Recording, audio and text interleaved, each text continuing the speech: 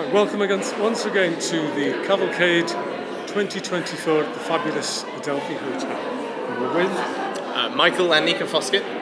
who are professional dancers. Absolutely, yeah. We're former youth world, British Open and national champions and UK closed professional 10 dance champions. And we retired a couple of years ago, but still love coming here every year and doing the show. Exactly. And enjoying it. Absolutely. What we're going to do this time is try and give a little bit of encouragement for the young kids coming in. Give them a little bit ideas of, for instance, how many lessons did you have per week when you were starting out? Yeah, well, when we were starting out, I think I'm fortunate that I come from a dancing family, so in a way I could have lessons almost every day with my parents. Excuse me. But I think as we got older and started to go to other teachers as well, what would you say, maybe on average 3-4? Yeah, 3-4 lessons a week with some of the other teachers. Oh, it's a lot of training. Isn't it? Oh, absolutely. Oh, yes. Yeah. So how many hours training and on top of that? A lot. Every day, I don't know. We didn't really calculate it. I guess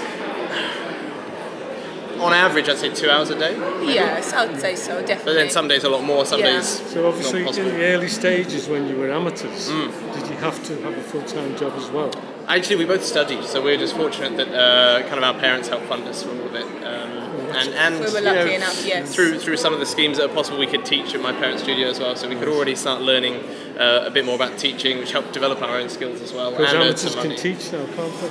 Yes, I think it's still a bit of a grey area, but in the right circumstances, definitely. Yeah, and they can do so. I mean, we could never teach as amateurs, that was it. Yeah. We just couldn't do it. You know, so full-time job. Yes. I know. Yeah. Well, I Training. like my parents were exactly the same. Yeah. And that's what they had Yeah. to Bit of a nightmare.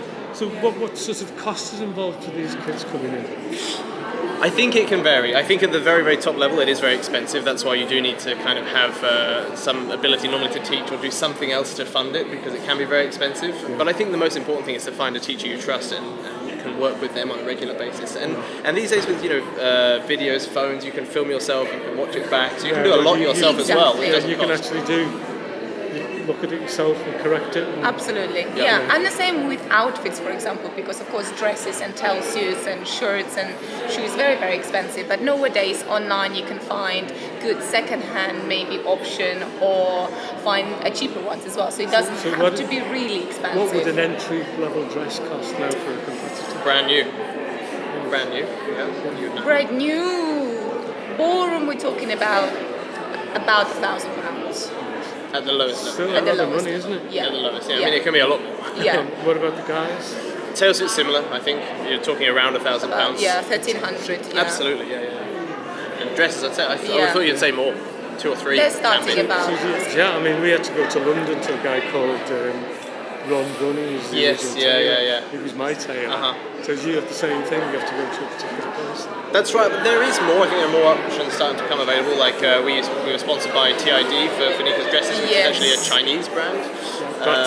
So there are other options now, but no, I used to travel to Birmingham actually after Ashmore, so for suits. What about sponsorship? Did you ever get sponsorship? Yes, we were very lucky enough. So I would always say if you work hard and put your heart and soul into dancing, you will be able to get amazing sponsorships. Like we were very lucky enough to have international dance shoes, so super comfortable shoes all year round, and dresses with TID as well. And materials from Chris and Clover and all the accessories. So we were very lucky in that. It all helped hugely for sure. Definitely. So when you're doing your shows, how do you pick your music? It's hard actually, even for this year. We've spent a lot of time listening, because I think also everybody's heard a lot of the tracks before, so it's quite nice if you can come up with something new, or at least do a new take on something people have heard before. So for us, I think, well, at least speaking for myself, but I think normally we think alike, it's all about finding a piece that kind of means something to you. Like you have an emotion. So I don't think about it with the structure of the kind of choreography first. It's got to be an emotional response to the piece first, and then you can do it around. I always like music with really good breaks in it.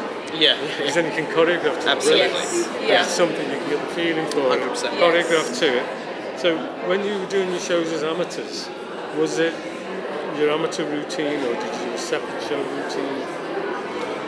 Like I say, our approach has always been to kind of take, because we spend a lot of time, we were just talking about how long we practice, right? So take those kind of routines that we're doing the competition and take pieces of it. Maybe you break it apart and but you're using pieces that you practice so much.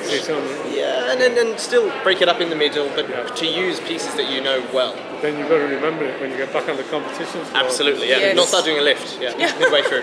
So how many shows per month can you do? Per month. I mean, I personally think, I've competed since I was 10 years old, so about 20 years, and I'd say in that time the number of shows that are on offer anyway seem to be less, which I think is a bit of a shame. I think generally maybe couples have priced themselves a little bit out, so now it's not happening so often. So in the past I used to do more. I think these days, also it's a lot of travel, a lot of time, but I think we do maybe 4 or 5 a year. So, Yeah. No more. But we're lucky enough to have amazing work, so we teach a lot of couples and absolutely. a lot of dances. So do you do international shows as well? No international shows, no. We would mainly stay localish and in the UK. But So not about, we used to do German television years ago. Well, that's it, but even on the TV front, it's not Television, so much. no. It's a very different scene, I think, these days in a lot of ways. It's changed. It's just Well, the dance schools then, I mean, we could be out every week at a different dance school absolutely right. doing the show. Yeah. Well, that's great. So what encouragement would you give the young kids now? I think it is a very different world. It's changing all the time. It's very fast-paced. But I think at the end of the day, you have to just remember why you're doing it and find the passion for it. It can be very competitive, and you can always compare yourself very easily to other couples on videos and stuff, which is very useful. And I suggest using it as a tool.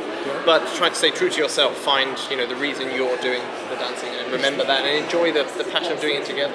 The actual competitive training, I always say, was what made me successful in business. Oh, 100%. And it's that we are not going to lose, So wave to the kids. Wish them all the best. Give them a wave. Absolutely. And if you haven't started dancing and you're thinking about trying, just give it a go. It's honestly the best thing in the world, and you'll never regret starting it. So happy dancing. Nice Great. words. Thank you very much.